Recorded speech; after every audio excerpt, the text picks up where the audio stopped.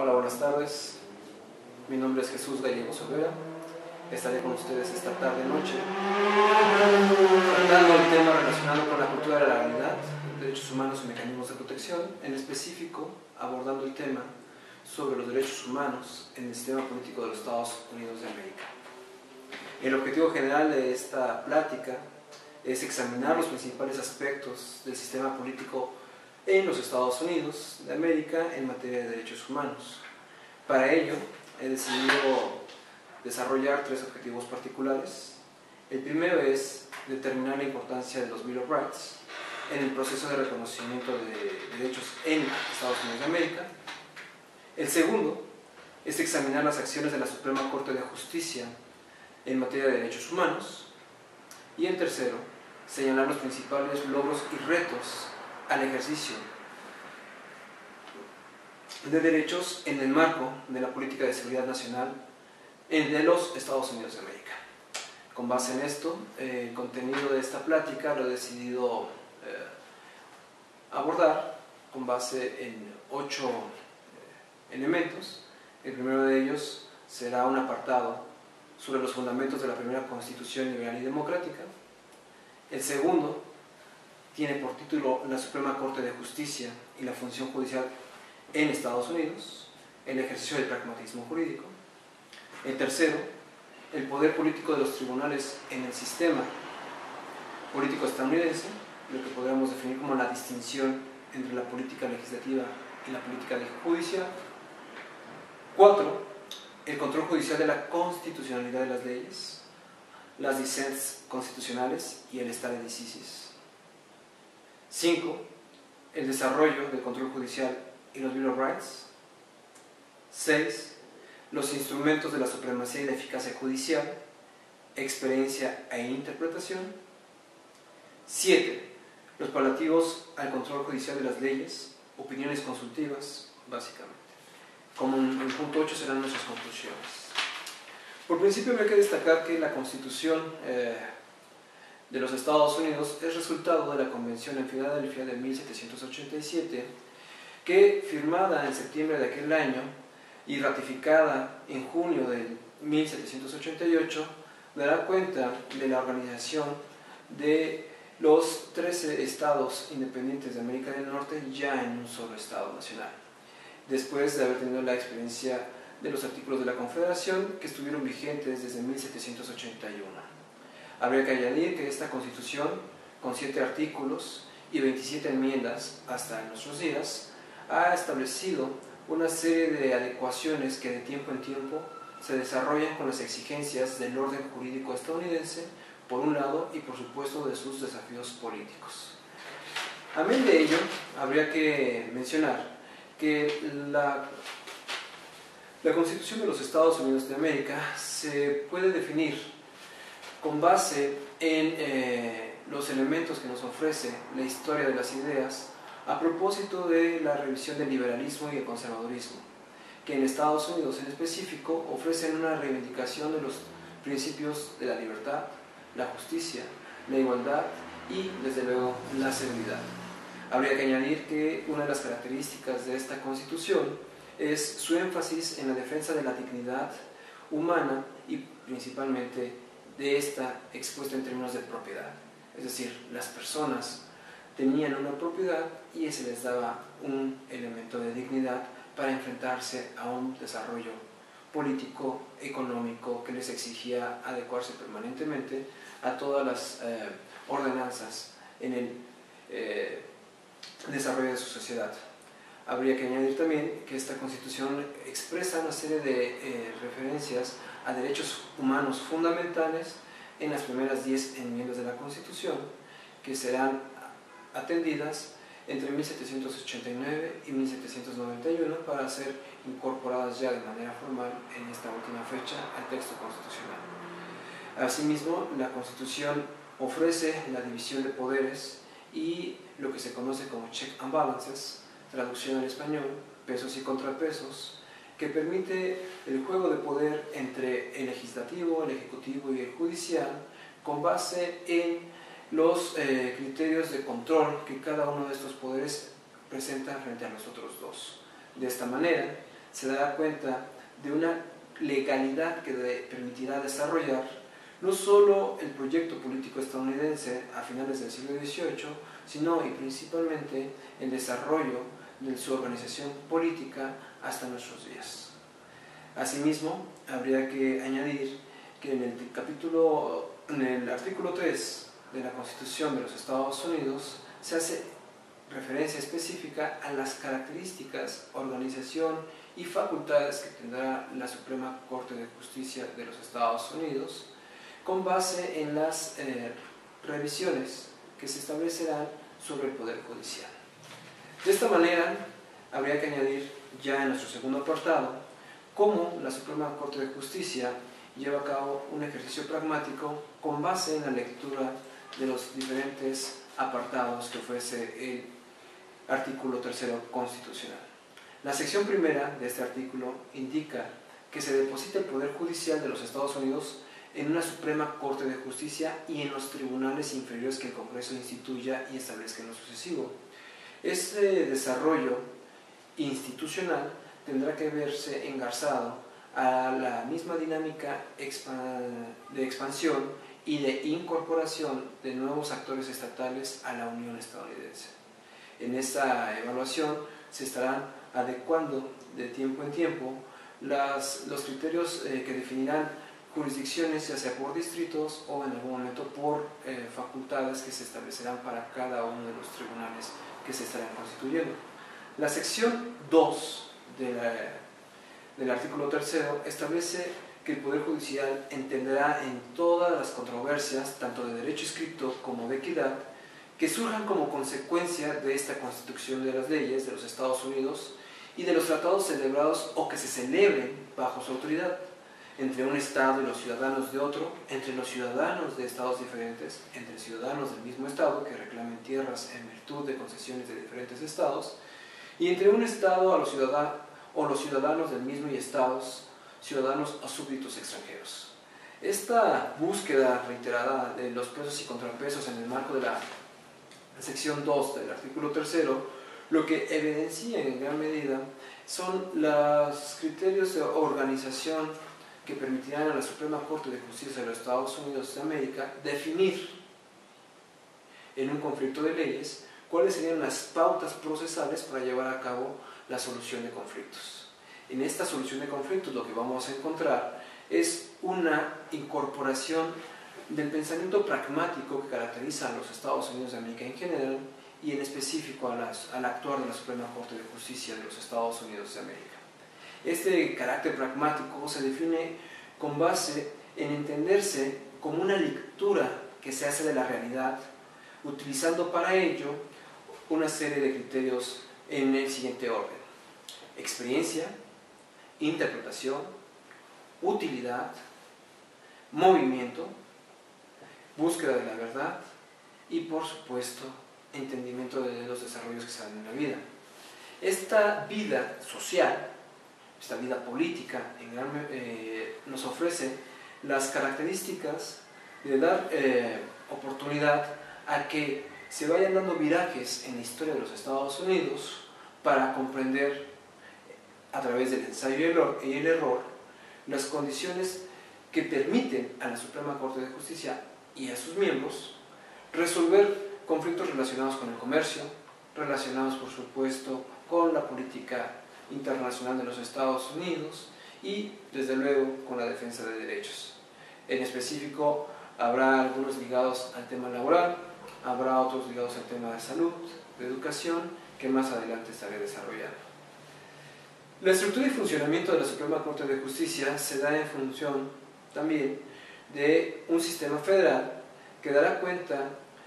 de una visión piramidal en donde se encuentra en la parte superior la Suprema Corte de Justicia de los Estados Unidos y en la parte inferior Cortes Supremas estatales y algunos juzgados mayores y menores para cada uno de los estados. Lo que se observa en esta estructura de la Suprema Corte de Justicia y en particular y del Poder Judicial en general es la adecuación que se hace a los condicionamientos geográficos que en los Estados Unidos se tienen para resolver conflictos que pueden ser originados por los elementos locales. Por caso, no es lo mismo resolver los conflictos vinculados a asentamientos poblacionales con una condición muy alta en su densidad a aquellos que no tienen esta característica. Aun cuando los conflictos en esencia podrían parecer de la misma tesitura, lo que vamos a encontrar es que la interpretación de la Suprema Corte de Justicia estará tomando en cuenta ese tipo de elementos para resolver sobre el impacto que tengan las decisiones que sus magistrados desarrollen. Asimismo, lo que vamos a encontrar es una evaluación de las garantías que lleva a cabo el Poder Judicial para cumplir con sus funciones. Una de ellas tiene que ver con el carácter normativo, entendiendo por ello que a las reglas de organización y procedimiento que se establecen en la Constitución y en las leyes para asegurar la autonomía del órgano. Estas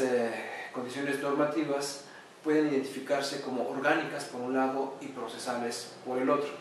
Con relación a las primeras, lo que encontramos es una estructura de la institución que, como hemos mencionado, se va adecuando al mismo desarrollo que tienen los Estados Unidos con la anexión de diferentes estados a la Unión. En un segundo momento tendremos la revisión del ingreso, estabilidad, profesionalismo, inamovilidad y conclusión de quienes forman parte de este Poder Judicial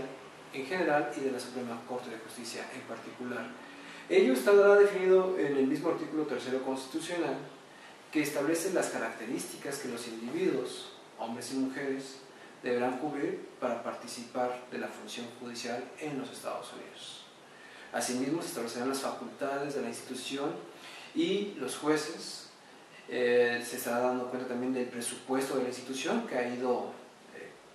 creciendo en las diferentes épocas de la Suprema Corte de Justicia. Bastaría añadir que en el año 2006, por ejemplo, se contaba ya con un presupuesto para la operación de la Suprema Corte de Justicia de más de 16 millones de dólares. Un monto significativamente menor si consideramos las implicaciones y los impactos que tiene en la economía las decisiones que lleva a cabo este órgano supremo. Asimismo, tenemos dentro de las bases orgánicas la responsabilidad de los jueces, que habría que añadir están en función también de sus inclinaciones ideológicas que pueden ser conservadores o liberales, ya sea participando de los postulados demócratas o participando de las inclinaciones republicanas. En gran medida, esto ha generado que encontremos en la historia de la Suprema Corte de Justicia de los Estados Unidos épocas en donde la tendencia está dada hacia resolver los conflictos en la medida en que estos convengan a intereses de uno u otro partido. Desde luego, ello en un marco de lectura de imparcialidad, pero que no deja para nuestro análisis inmediato de dar cuenta de una correspondencia con lo que podríamos definir como el espíritu de la época. Con relación a los temas procesales, hay una condición de seguimiento al debido proceso legal, en donde la prontitud y la oportunidad para desarrollar las participaciones de la Suprema Corte de Justicia de los Estados Unidos se establecen como un criterio dominante de las acciones de sus miembros. Asimismo, se establece una condición vinculada con la publicidad y la transparencia de estas decisiones. Ustedes, desde donde se encuentran, a través de una conexión al ordenador, pueden acceder a la base de datos y, por supuesto, a las diferentes alternativas que nos ofrece la Suprema Corte de Justicia para enterarnos de cuál ha sido la dinámica de sus sesiones y, por supuesto, las decisiones a las que han llegado. Esto, en gran medida, nos reviste la oportunidad de acceder al núcleo mismo de la justicia en los Estados Unidos. De esta manera, avanzar en el desarrollo de las garantías del Poder Judicial nos tendría que permitir identificar el elemento contextual. Un elemento contextual en donde los factores culturales que fortalecen o debilitan las garantías garantías normativas son de suma importancia para comprender la lógica de las decisiones judiciales en este país. En estas condiciones contextuales, lo que tendremos que considerar son elementos como la cultura, los medios de comunicación, la incidencia de la academia, particularmente de aquellos miembros de las universidades más prestigiadas en este país, que han dado cuenta del desarrollo de doctrinas que permiten fortalecer la función judicial en los Estados Unidos de América y que a su vez dan cuenta de críticas en torno a visiones jurisdiccionales que provienen de otras instancias judiciales internacionales, por caso la Corte Penal Internacional. Asimismo, la opinión pública es de la mayor importancia que ustedes tengan como una de las claves que va a permitir identificar cuál es la presión que se hace en torno a las diferentes decisiones que están teniendo los magistrados de la Suprema Corte de Justicia de los Estados Unidos. Decisiones que pasan, insistiría, por una evaluación de ese espíritu del tiempo y que hoy los obliga, por caso, a revisar el respeto de los derechos humanos. Desde luego, para ello habrá una interpretación que no estará ajena a la historia que en este país se ha hecho de la defensa y promoción de los propios derechos civiles, de los Bill of Rights, como se conoce. Esta evaluación que ustedes tienen y en el momento en que puedan revisar la presentación, las diapositivas que les ofrezco a través de este medio electrónico, les permitiré dar cuenta inclusive de un organigrama del Poder Judicial en donde vale la pena rescatar las características que a cada uno de ustedes les permita identificar el paso a paso de la defensa de derechos para de esa manera tener los resultados esperados. De esta forma también vale la pena que ustedes conozcan a los miembros de la Suprema Corte de Justicia de los Estados Unidos, que en este momento y por primera vez en su historia tiene entre sus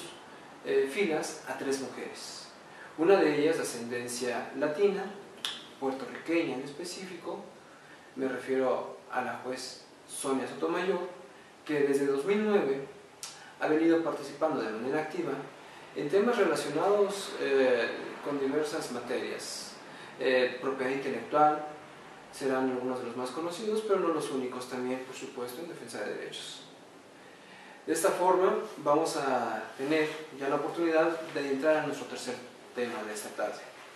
el poder político de los tribunales en el sistema político estadounidense, la distinción entre la política legislativa y la política judicial. Lo que observan en su pantalla es un esquema en el que se presenta el desarrollo por el cual se da la toma de decisiones en el establishment estadounidense. El establishment estadounidense considera varios actores. Los poderes políticos definidos en la Constitución son algunos de ellos: los medios de comunicación, las universidades, las grandes corporaciones y, desde luego, en un centro medular hoy, los think tanks. En el marco del sistema político estadounidense, la política legislativa establece una serie de adecuaciones normativas que permiten definir el desarrollo de los intereses de las clases gobernantes en este país y de los temas de interés también de la sociedad estadounidense, con base en la inclusión del resto de los actores que ustedes observan en ese esquema. Esa inclusión lo que permite también es dar cuenta de las diferentes relaciones verticales y horizontales que se pueden presentar. La política legislativa se define como tal en la medida en que proviene de los procesos legislativos entre la Cámara de Representantes y la Cámara de Senadores el desarrollo de toda la política pública que define, para el caso nuestro, la protección de derechos. La política judicial tendrá su origen en el desarrollo de las decisiones judiciales que tienen los magistrados de la Suprema Corte de Justicia de los Estados Unidos y que hoy por hoy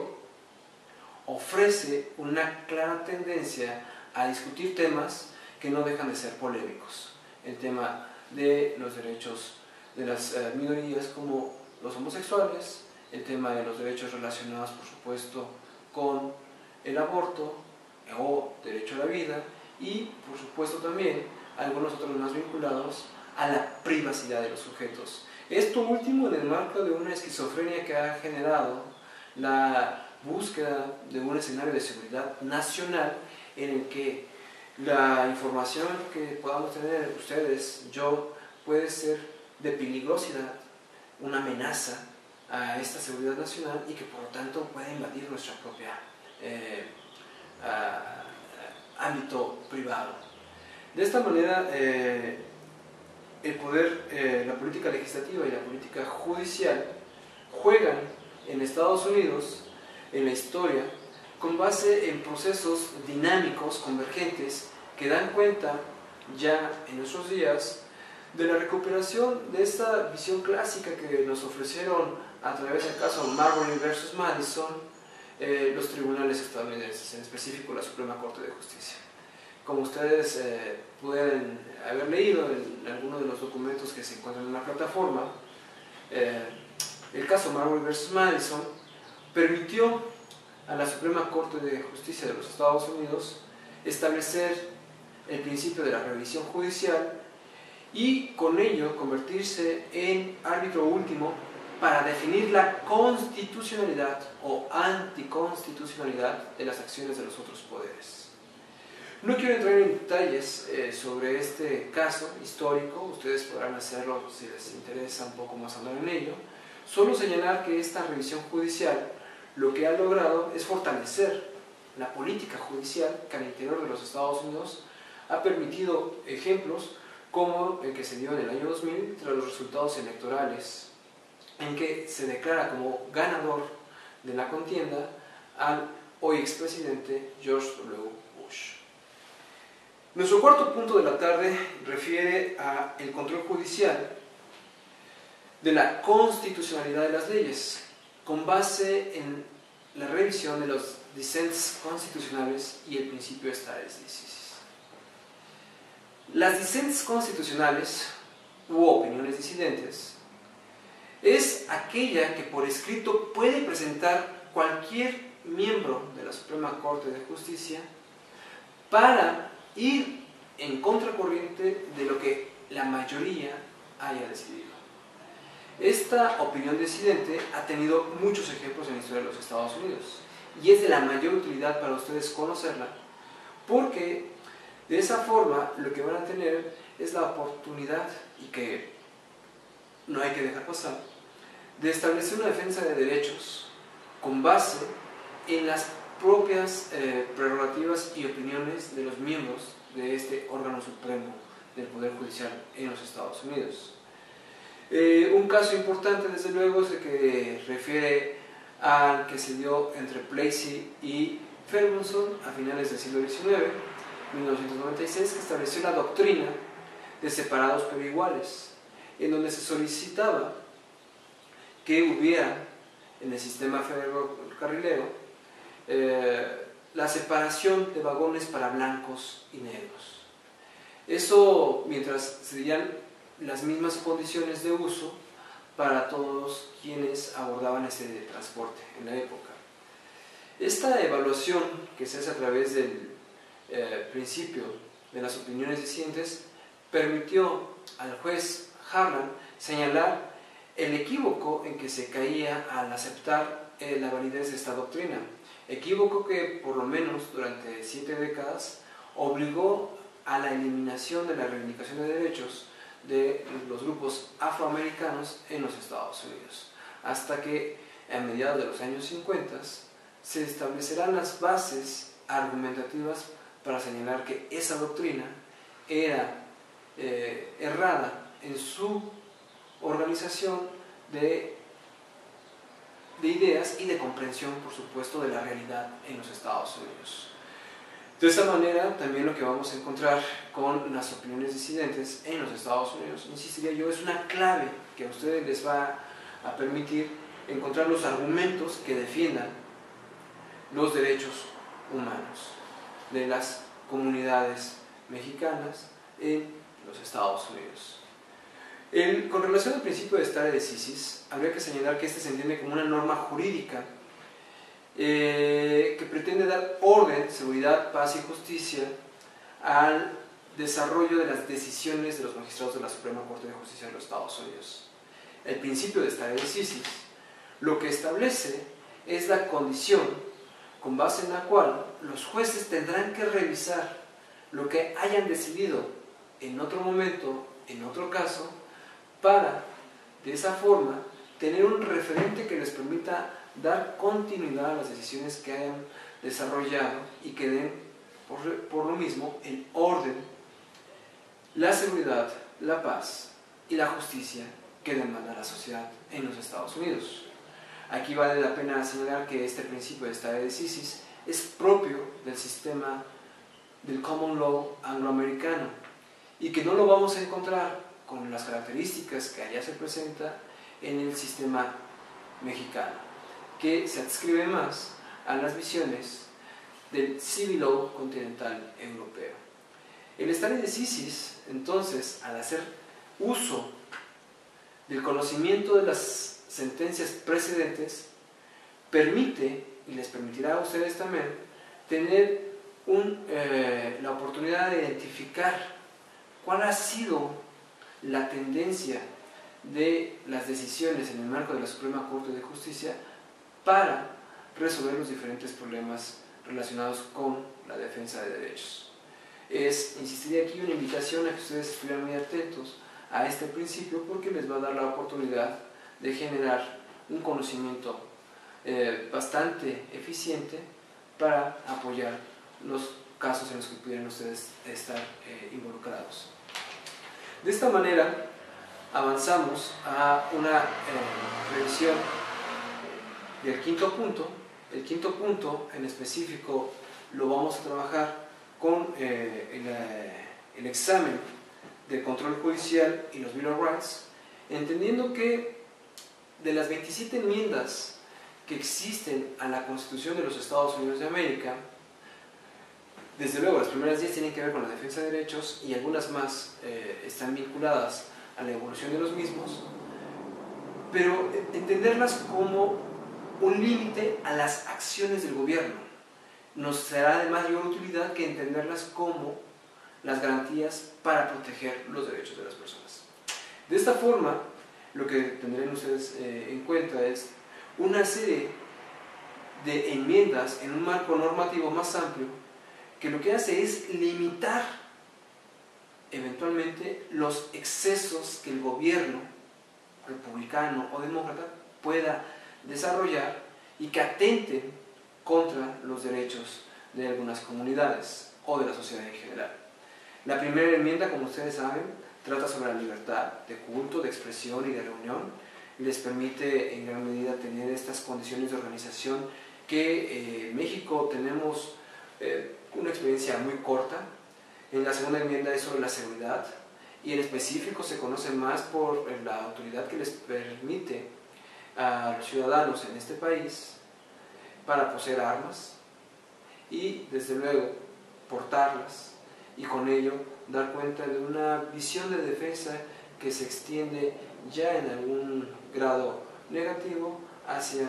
cuestiones que debemos nosotros no olvidar, como son las matanzas que se dan en diferentes lugares en Estados Unidos.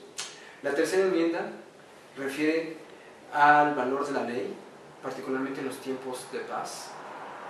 y esta tercera enmienda lo que les permite es la continuidad del conocimiento del Estado de Derecho en los Estados Unidos y el fomento de una cultura de la legalidad que, como sabemos, está asociada a una interpretación de las leyes que hacen los jueces y que los ubica, como mencionaba yo hace unos 10 minutos, en el desarrollo de esa política judicial que vale la pena revisar de manera detallada, quizá en otra conferencia.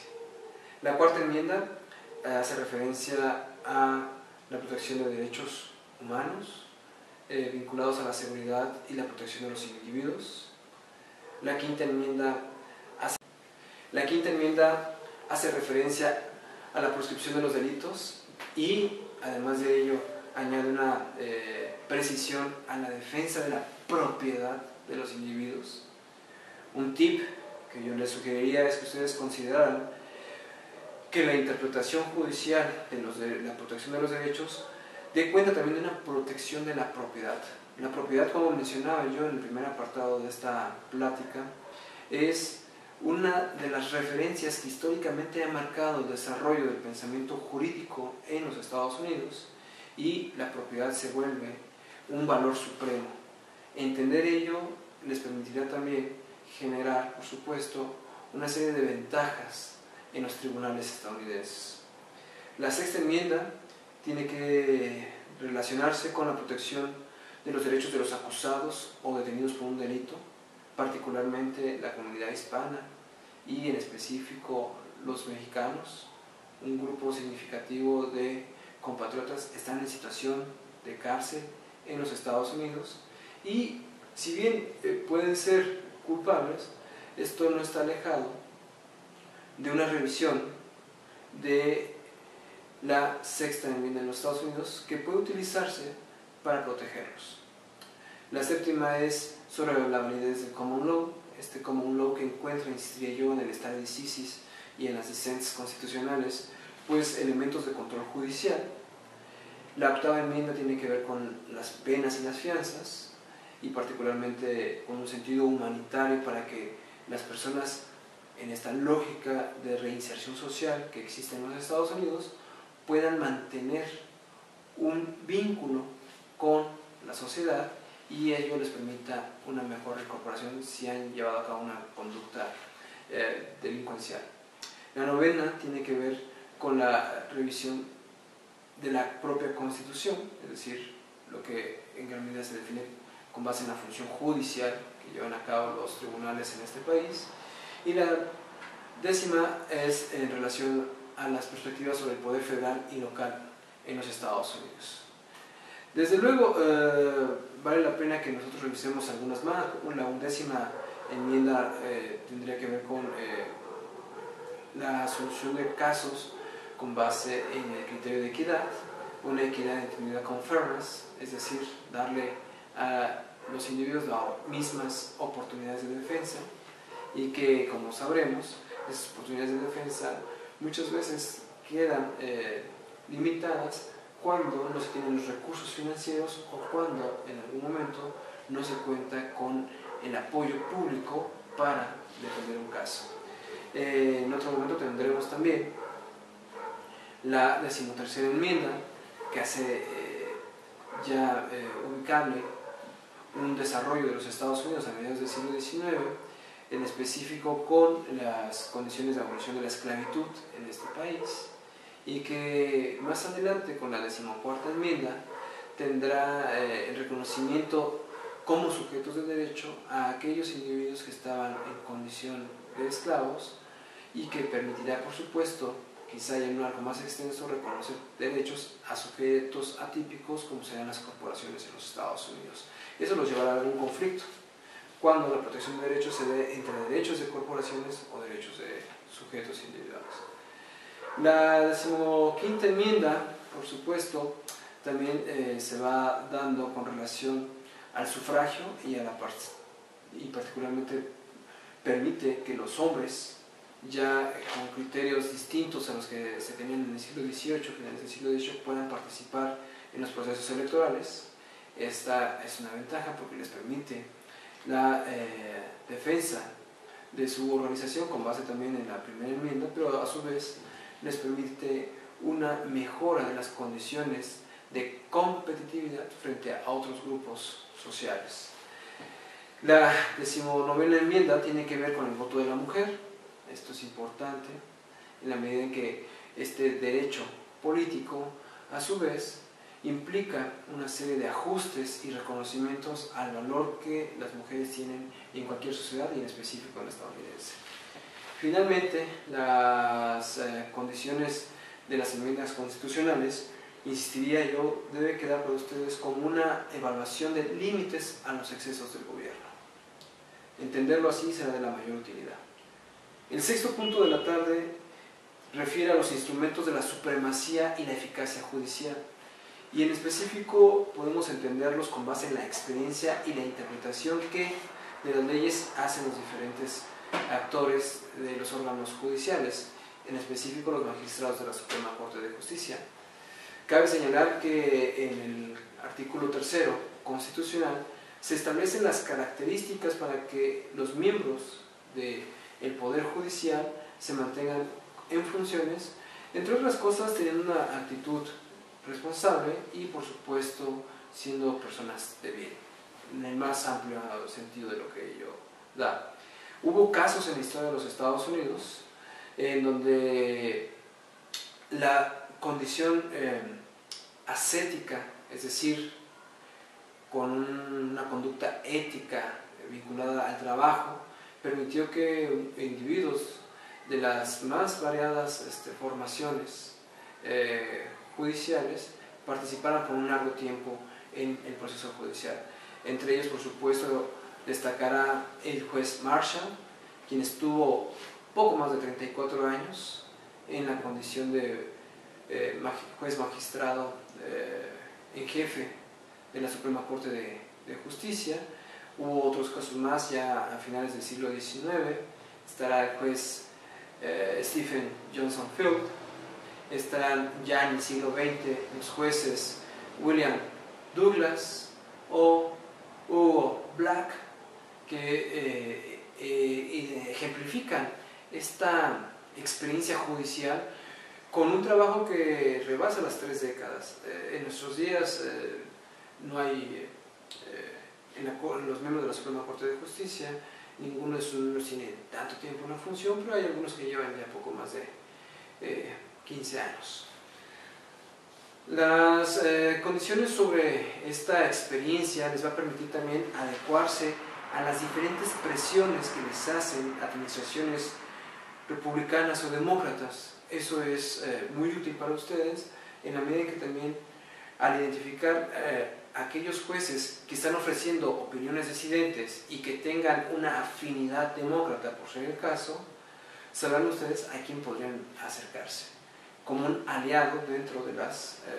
mismas dinámicas institucionales judiciales en los Estados Unidos. La interpretación, vale recordar, es entendida de manera amplia, y lo que algún autor ya del siglo XVII marcaba para el caso de las leyes, Thomas Hobbes, era que todas las leyes escritas y las no escritas, como las de Inglaterra en algún momento, tienen necesidad de interpretación, una interpretación que se adecúa al código social que se da también en función de la evolución de valores. Valores todos ellos que están adscritos, por supuesto, a la atmósfera que se viva. Valores, por ejemplo, como el de la libertad y el de la seguridad, si bien en esencia corresponden a una comprensión histórica que no varía, sí se dan algunos matices cuando encontramos que la seguridad está por encima de la libertad en un marco de defensa de la seguridad nacional a principios del siglo XXI. Eso no sucederá así en momentos en que la crisis de seguridad deja de existir y entonces se defiende sobremanera el principio de libertad. Vale señalar de esta manera también que se va construyendo una referencia permanente a la política judicial en donde el juez hace la ley, superando por mucho la función que llevan a cabo los legisladores en los Estados Unidos. Esto permitiría también discutir si es democrático o no que un juez que no fue electo por la sociedad lleve a cabo ese tipo de acciones. Nos podríamos permitir revisarlo en otra conferencia. Lo que para ustedes debe quedar claro es que esta función judicial encuentra también pues, algunos límites, y algunos límites que deben comprenderse en la medida en que los jueces responden también a intereses que, si bien podrían considerarse particulares, ellos los expresan como intereses públicos, intereses de un público que, aun siendo una minoría, debe ser defendido. Y esta minoría tanto puede ser considerada como la minoría racial o como una minoría en términos de clase económica. De ahí que vale la pena tener algunas reservas para discutir la interpretación judicial como de la completa utilidad solo para una parte de la sociedad en los Estados Unidos. Con esto concluyo el apartado 6 y de manera muy puntual revisemos el apartado 7. Los paliativos del control judicial de las leyes y en específico las opiniones consultivas. Como ustedes saben, en el marco de la defensa de derechos, las opiniones consultivas que han desarrollado algunas instancias como la Convención Interamericana de Derechos Humanos ha permitido incidir en las decisiones que se dan al interior de algunos estados que violentan la defensa de derechos. Estas opiniones consultivas se han extendido al interior de los Estados Unidos y han permitido ampliar el marco de participación a nuevos actores que con un sentido humanitario pretenden defender de manera legítima los derechos de algunos grupos o individuos. El caso que ustedes quizás pudieran recordar más importante en los últimos años es el que se da entre Hotman Plastic Compounds Inc. y la National Labor Relations Board de 2002. Este caso, como ustedes recordarán, es la negación de derechos laborales que se le dio a un individuo porque su condición migratoria era irregular. Este individuo deseaba formar un sindicato. Al darse los hechos, lo que sucedió como resultado de esta intención fue que la empresa lo despidió, evitando con ello el pago de su salario y por supuesto generándole una afectación en su economía. El sujeto solicitó la revisión del caso, que fue atraído por la Suprema Corte de Justicia y que finalmente decidió, en un marco de interés nacional, que no podía favorecer la solicitud de este sujeto, independientemente de que fueran violados sus derechos laborales, porque hacerlo hubiera reconocido que las condiciones de la migración irregular en los Estados Unidos eran admitidas. Y eran admitidas de manera que violentaban inclusive su orden interna. De esta forma, lo que hemos venido encontrando, insistiré yo,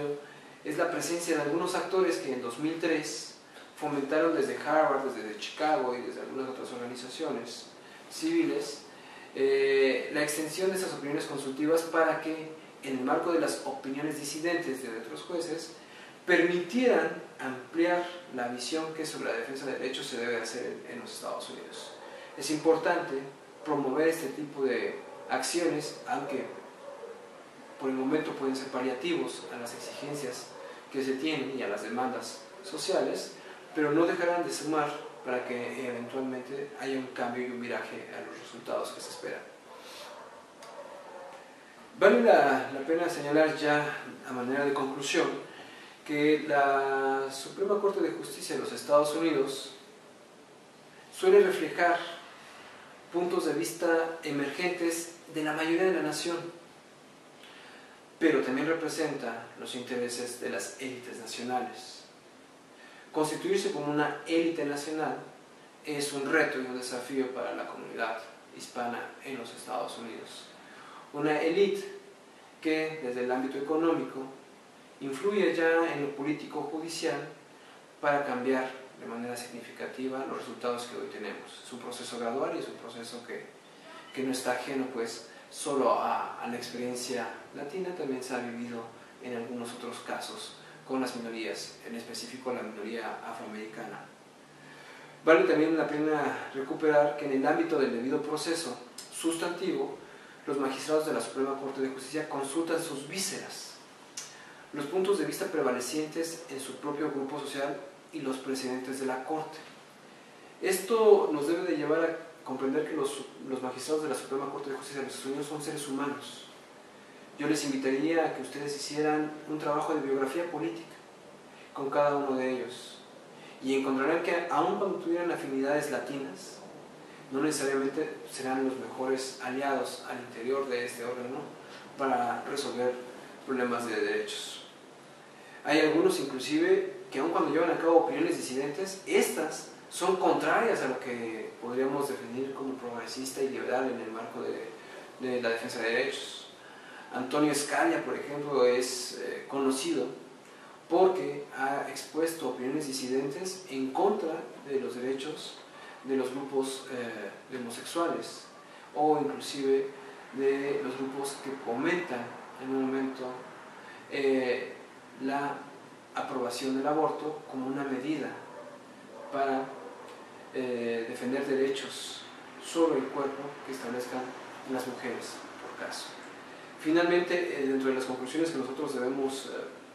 de establecer en esta plática estarían las siguientes. 1. Los Bill of Rights son un control y un límite a las acciones del gobierno.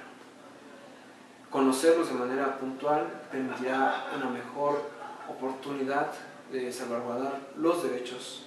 de nuestras comunidades. 2. La Suprema Corte de Justicia de los Estados Unidos ha establecido una serie de virajes pragmáticos a lo largo de su historia en defensa de las posiciones dominantes. Generar una posición dominante ante la opinión pública estadounidense es lo que permitirá que en algún momento esos virajes pragmáticos de la Suprema Corte de Justicia beneficien a los intereses de nuestras comunidades. Es un reto influir entonces en la opinión pública en ese país. 4. Dentro de los logros que debemos de reconocer a esta larga trayectoria de la función judicial en los Estados Unidos en la protección de derechos, es el reconocimiento de nuevos actores y la ampliación de los temas que están dados a la revisión judicial. Ampliación de temas que, insistiría, ya no solo están en lo económico, también van en el ámbito de la educación, en el ámbito de la salud y de la cultura. Y por último, dentro de los retos que se tienen, está el que se presenten las condiciones que, con base en los casos múltiples que hoy se tienen en la Suprema Corte de Justicia, generen precedentes judiciales que permitan dar cuenta de nuevas pautas para que ese principio del stare decisis dé la oportunidad de la defensa de derechos. Y por último, señalar que vale la pena ampliar redes e identificar a estos grupos que en los Estados Unidos han fortalecido la protección de derechos desde sus diferentes trincheras. Yo con esto concluyo, les agradezco su atención y les deseo el mejor de los éxitos en todas sus actividades. Gracias.